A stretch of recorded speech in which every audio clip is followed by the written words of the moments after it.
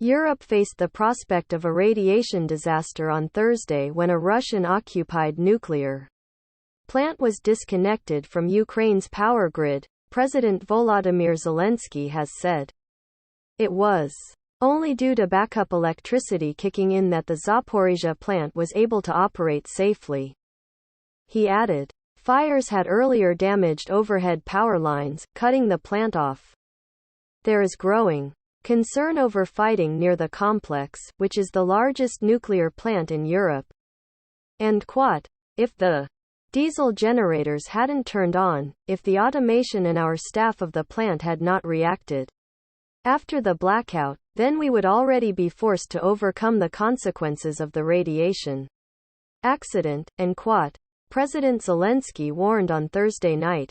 The damage was caused by fires which Ukraine's state nuclear agency said had interfered with power lines connecting the plant on Thursday, temporarily cutting Zaporizhzhia off from the national grid for the first time in its history. End quote.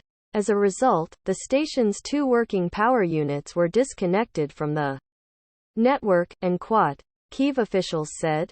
The International Atomic Energy Agency, IAEA, warned that having and quote, a secure off-site power supply from the grid is essential for ensuring nuclear safety and quote. Satellite images taken on Wednesday showed an extensive fire burning in the immediate vicinity of the nuclear complex. Ukraine's President Volodymyr Zelensky blamed the damage on Russian shelling, and in his nightly address accused Moscow of putting Ukraine and Europe in quote, one step away in quote, from disaster. But local Russian-appointed Governor Yevgeny Belitsky blamed the Ukrainian military for the strikes, accusing them of causing power outages to the region as a result. The BBC was not able to independently verify who was responsible. Radiation levels nearby remained normal despite the Zaporizhzhia nuclear complex losing its main power supply on Thursday.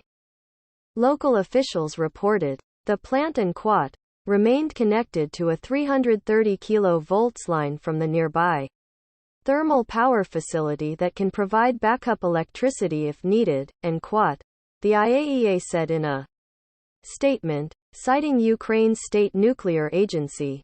It added that all 6 nuclear reactor units remained disconnected from the power grid despite the line having been restored later on Thursday. Normally the nuclear plant supplies 1/5 of Ukraine's total electricity, so its continued disconnection from the national grid would pose serious challenges for Ukraine.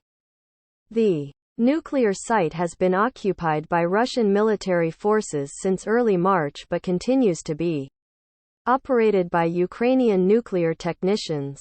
The Kremlin has signaled it will allow international inspectors to visit the complex, but until that happens it is difficult to verify what is happening on the ground. End quote. Almost every day there is a new incident at or near the Zaporizhzhia nuclear power plant. We can't afford to lose any more time, end quote.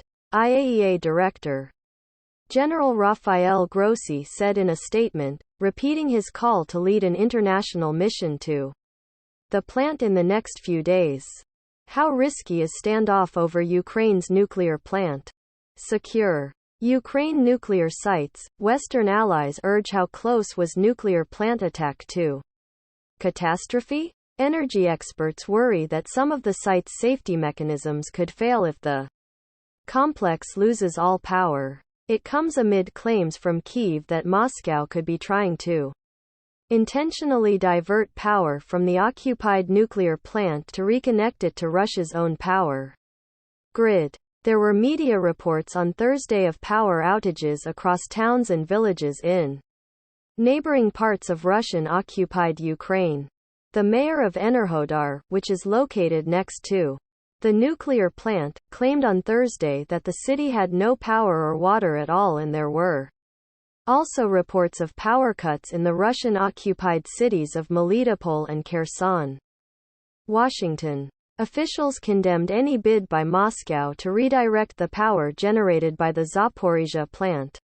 away from Kyiv's national grid. End quote. The electricity that it produces rightly belongs to Ukraine. End quote. U.S. State Department spokesperson Vedant Patel said on Thursday evening, adding that, end quote, no country should turn a nuclear power plant into an active war zone. End quote.